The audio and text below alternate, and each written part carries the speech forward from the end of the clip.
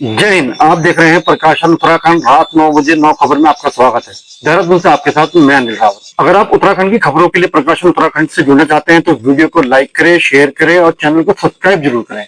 और ये हमारा बारकोड भी है, अगर आप बारकोड को भी स्कैन कर सकते हैं। इस कार्यक्रम के सहयोग करता है वर्मा ज्वेलर्स। वर्मा ज्वेलर्स, शुद्धता की गारंटी, डोभाल चौक, नेहरू ग्राम, देहरादून। अब खबरों की शुरुआत करते हैं 9 खबरों की हेडलाइन से। ट्रिपल इंजन की सरकार को मां के साथ धामी का वोट, 17,829 प्रत्याशियों का भाग्य मत पेटी में बंद।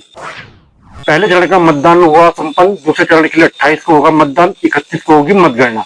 4 बजे तक 55% मतदान। कबीना मंत्री सतपाल महाराज ने विकासखंड पोखड़ा में डाला वोट, सभी से मतदान करने की अपील।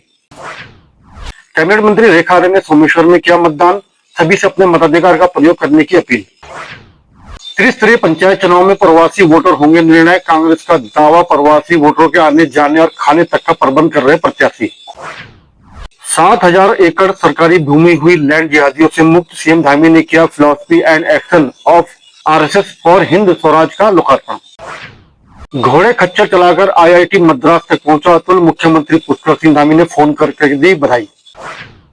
अमित सिन्हा होंगे स्पोर्ट्स यूनिवर्सिटी के पहले कुलपति। राष्ट्रीय खेल दिवस पर 29 अगस्त को होगा विश्वविद्यालय का शिलान्यास। कैसा रहेगा प्रदेश का मौसम? मुख्यमंत्री पुष्कर सिंह धामी ने मां विष्णु देवी के साथ त्रिस्तरीय पंचायत चुनाव में राजकीय आदर्श प्राथमिक विद्यालय नगला तराई जिला उधमसिंह नगर में लाइन में लगकर किया मतदान। मुख्यमंत्री ने सभी ग्रामीण मतदाताओं से त्रिस्तरीय पंचायत चुनाव में उत्साहपूर्वक मतदान करने की अपील की। उन्होंने कहा कि प्रत्येक मतदाता का एक एक वोट राज्य में पंचायतों को मजबूत करने में निर्णायक भूमिका निभा सकता है। पहले चरण का मतदान हुआ संपन्न। दूसरे चरण के लिए 28 को होगा मतदान, 31 को होगी मतगणना। जनपद हरिद्वार को छोड़कर उत्तराखंड के 12 जनपदों में त्रिस्तरीय पंचायत चुनाव 2 चरणों में हो रहे हैं। पहला चरण आज संपन्न हुआ, जबकि दूसरा चरण 28 जुलाई को होगा। पंचायत चुनाव की मतगणना 31 जुलाई को प्रारंभ होगी। पहले चरण के मतदान में सदस्य ग्राम पंचायत के 948 पदों पर 2,247 प्रत्याशी भाग्य आजमा रहे हैं, जबकि ग्राम प्रधान के 3,993 पदों पर 9,731, क्षेत्र पंचायत सदस्य के 1,560 पदों पर 4,980, जिला पंचायत सदस्य के 201 पदों पर 800, जिला पंचायत सदस्य के 201 पदों पर 871 प्रत्याशी भाग्य आजमा रहे हैं। पंचायती राज मंत्री सतपाल महाराज ने विधानसभा चौबट्टा खाल के विकासखंड पोखड़ा स्थित राजकीय प्राथमिक विद्यालय सोड़िया खाल के बूथ नंबर 56 पर पहुंचे अपने मताधिकार का प्रयोग किया। अपने मताधिकार का प्रयोग करें, मतदान अवश्य करें, अपने घरों से निकलें, गांव से निकलें और मतदान करें। कैबिनेट मंत्री रेखा आर्य ने सोमेश्वर में मतदान किया, सभी से अपने मताधिकार का प्रयोग करने की अपील। उसके लिए मतदान हुआ है। मैंने भी अपना मतदान किया है, अपना कर्तव्य, अपना दायित्व का आज निर्वहन किया है।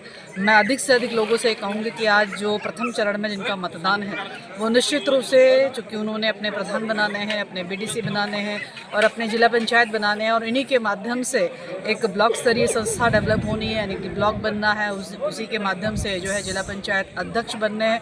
तो स्वाभाविक रूप से एक छोटी छोटी कड़ी से बड़ी भूमिकाएँ अदा होने जा रही हैं और एक बड़े स्तर जो राज्य सरकार की सरकार है, उसके बाद से एक पंचायत की सरकार, एक ब्लॉक की सरकार बनने जा रही है।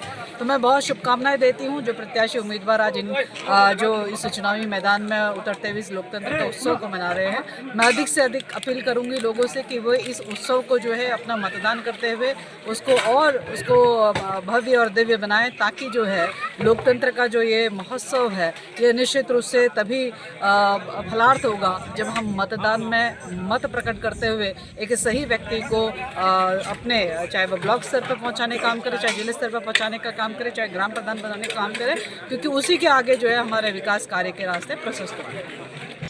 कांग्रेस का कहना है कि त्रिस्तरीय पंचायत चुनाव में प्रवासी वोटर निर्णायक साबित हो सकते हैं। वहीं कांग्रेस का दावा, प्रवासी वोटरों के आने जाने और खाने तक का प्रबंध कर रहे प्रत्याशी। आइए सुनते क्या कहते हैं कांग्रेस प्रवक्ता गरिमा दसोनी। कि वो ज़्यादा से ज़्यादा अपने वोटर्स को लुभाए, उन्हें रिझाए अपनी बातों से या उनसे निवेदन करे। ऐसे में जो लोग उत्तराखंड से बाहर बसे हुए हैं उनसे भी ये देखने में आ रहा है कि हमारे प्रत्याशी उनके आने जाने का, उनके रहने खाने का सबका प्रबंध कर रहे हैं। ऐसे में देखने वाली बात होगी कि ये क्या विनिंग फैक्टर के रूप में देखा जा सकता है कि जिसके हिस्से में जितने प्रवासी वोट करेंगे उस हिसाब से वो एक डिसीजन मेकिंग पॉइंट होगा।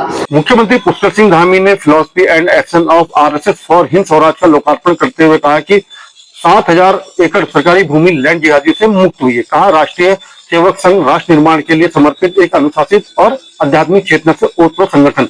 उत्तराखंड के सरकारी स्कूलों में श्रीमद् भगवत पाठ को अनिवार्य किया गया।